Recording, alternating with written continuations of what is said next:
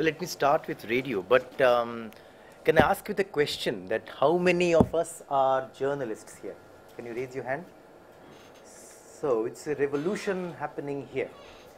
We are discussing journalism in a room where there are only 5% journalists. I remember, I was not there, 1947, yes, 6%. One more hand. I'm just saying that we just said that everybody is a potential reporter. Absolutely, that's what I want to talk. That's what I want to talk.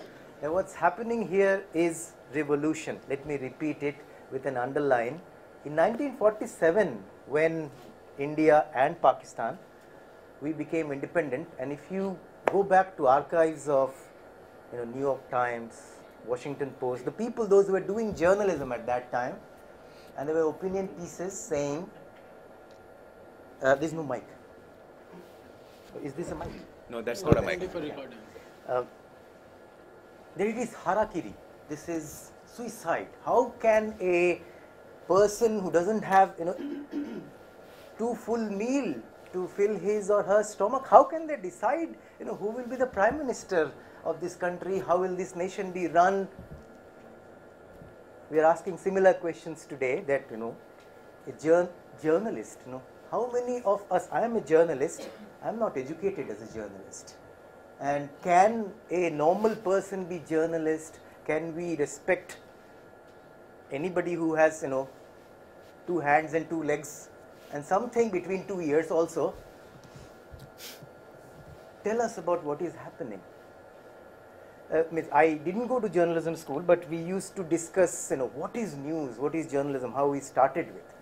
So at the end of every conversation, at that time, that's I'm talking about, say, 20 years ago, I'll say, whatever your editor says is news.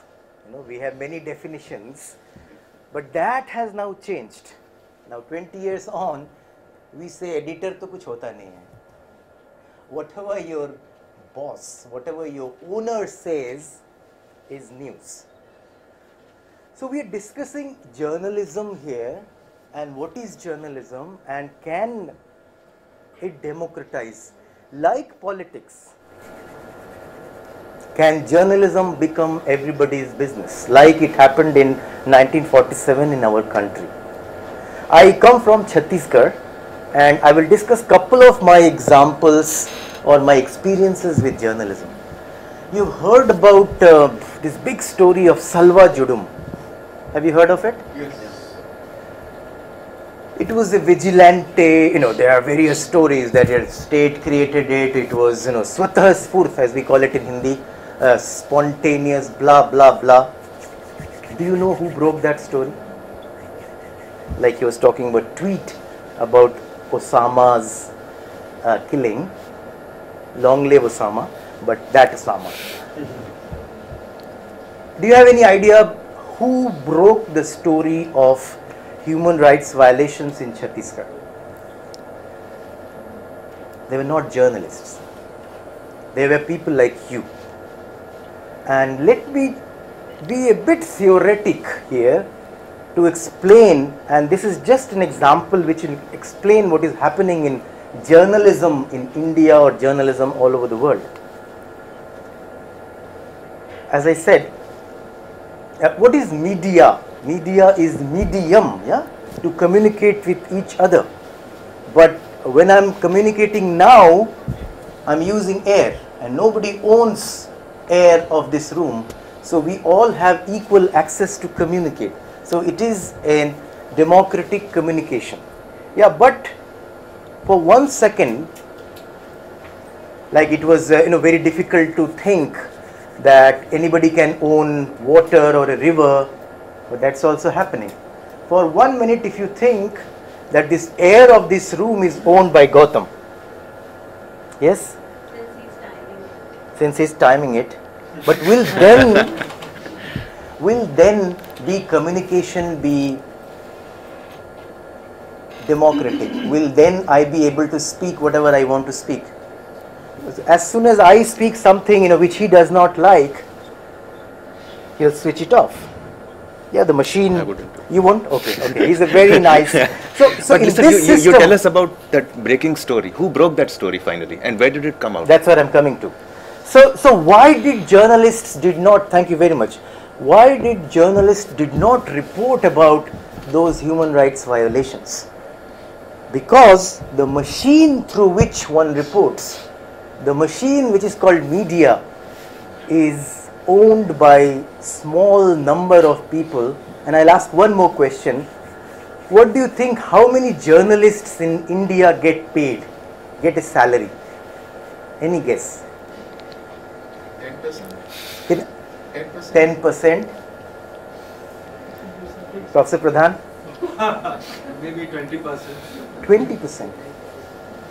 Get paid or don't get paid? They get paid. They get paid. They are of all kinds. Some are paid for writing what the propaganda organizations want them to. Sometimes the owners pay them. No, I think he means the publication or the TV How- channels that they are, the salary, right? Yeah, how many people percentage wise? So 10%, 20%? Journalists who are working in organized sector and non-organized. Organized, everybody organized. You're asking about the wage board or anything else? You're asking about the wage board. If the No, I'm talking about salary. I'm talking about paychecks. So that is the figure, 10% or 20%. If you go below the district level, nobody gets any salary. What they get is, you will have to collect advertisement and you get a cut of that as your salary. So this thing, Salva Judum, which I was talking about, was happening. I'm giving you as an example. This was happening in a place, say, called Dantewada. Okay. When I counted last, there were 29 full-time journalists. And there were many things happening around them. But they did not report, or they could not report. Now let me explain how. If there is anything wrong happening, that's most of the time done by powerful people.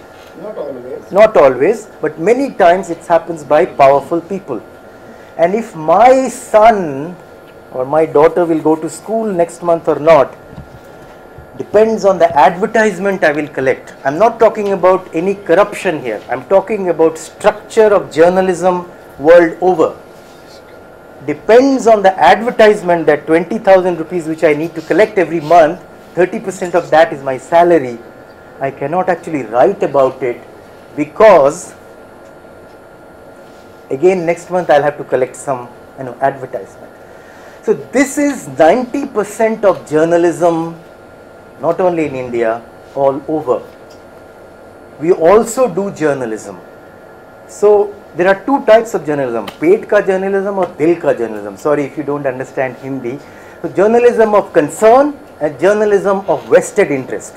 What you guys are doing here, okay, social media, there are lots of problems in social media. I don't call it social media, but that is journalism of concern. You are reporting because you think this is important.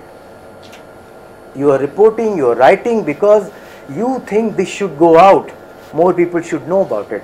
And when I am a journalist, I am reporting because that is my vested interest. I get my salary out of it. In the aristocratic model, many good things happened.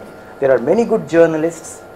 But what if the benevolent king does not remain benevolent? So I will end that the time has come. I started that this is revolution.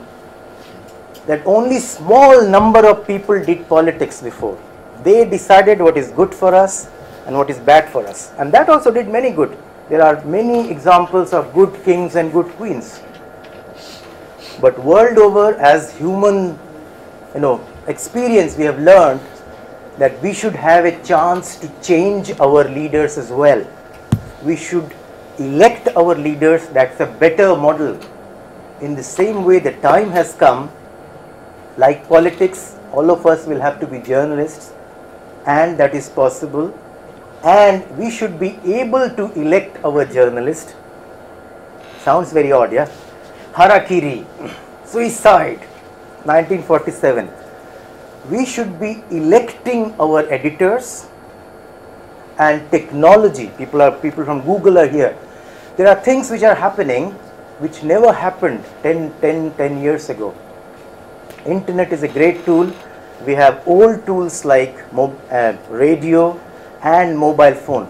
So we are doing an experiment, and I can tell you more about that experiment of linking these 3-4 technologies: radio, mobile phone, not with radio. You were asking about radio. Community Time radio up, is there, time up. Yeah. But if you link these 3-4 technologies, you can create a democratic or equitable communication platform. And I'm so glad to be here. We will be discussing more.